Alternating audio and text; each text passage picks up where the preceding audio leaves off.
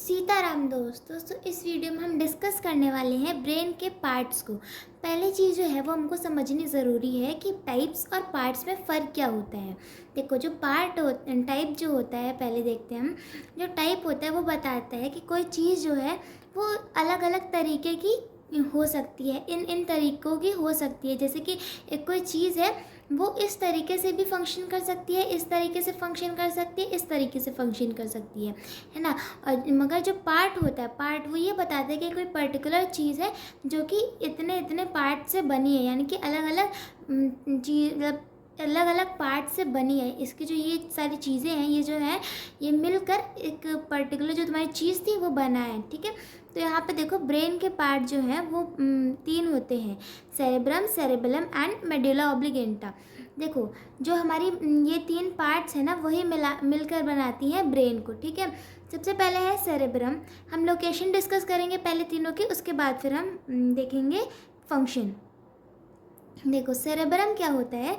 Cerebrum ये bulk of the brain है, यानी कि भेजा, जिसको हम भेजा बोलते हैं ना।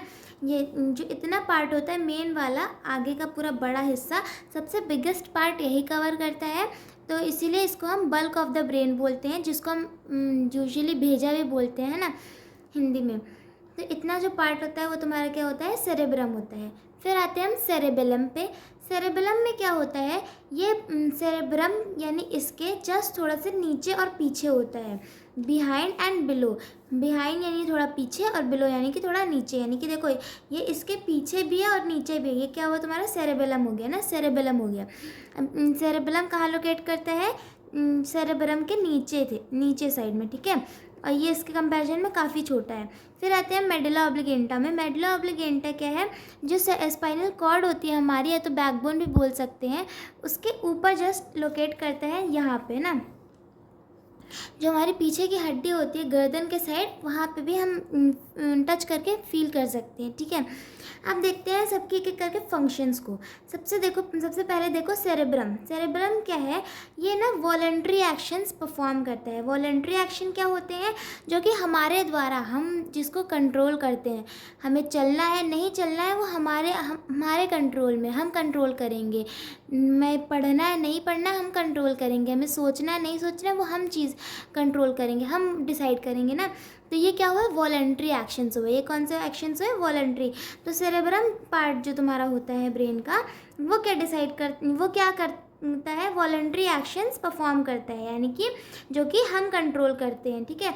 जैसे कि क्या हुआ तुम्हारा, writing, thinking, singing, dancing, walking, ये सारे तुम्हारे क्या हो गए, वो सेरेब्रम के फंक्शन हो गए, यानी कि सेरेब्रम में क्या क्या चीज़ें हो सकती हैं। उसके बाद देखो सेरेबेलम। सेरेबेलम क्या होता है, ये क्या करता है, बॉडी के पोस्चर को बैलेंस करता है, ठीक है। हमारे बॉडी में जो बैलेंस है उसको मेंटेन करने के लिए ही रिस्पॉन्सिबल होता है। कौन रिस्पॉन्सिबल होता है, सेरेबेलम।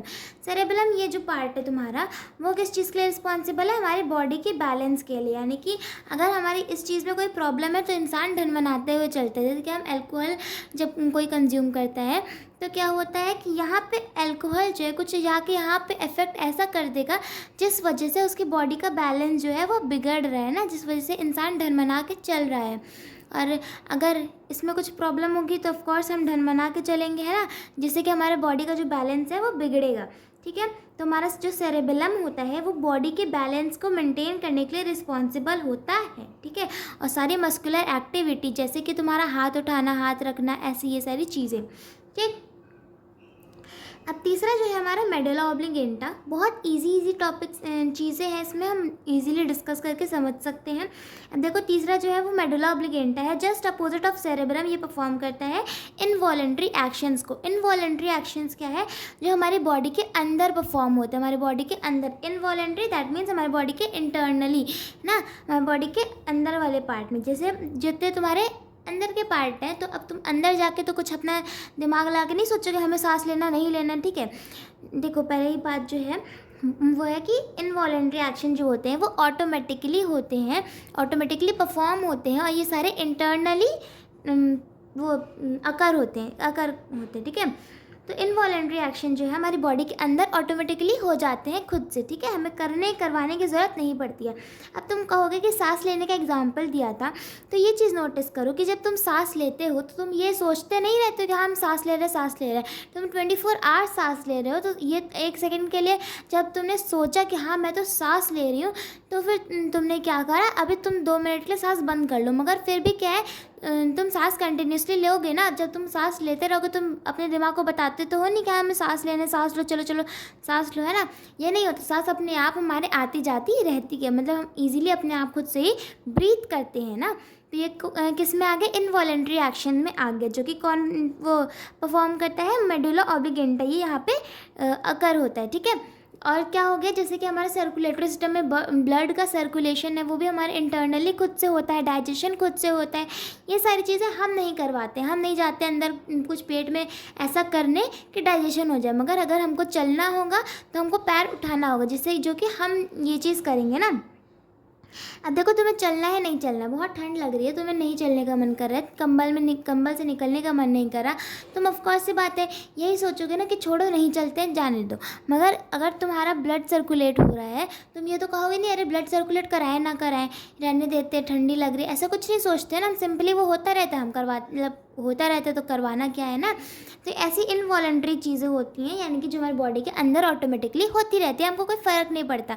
हाँ, दिक्कत तुम्हारी बॉडी के अंदर कब तब होती है जब तुम ऐसा कुछ गलत सलत कंज्यूम कर लेते हो तब, ठीक है।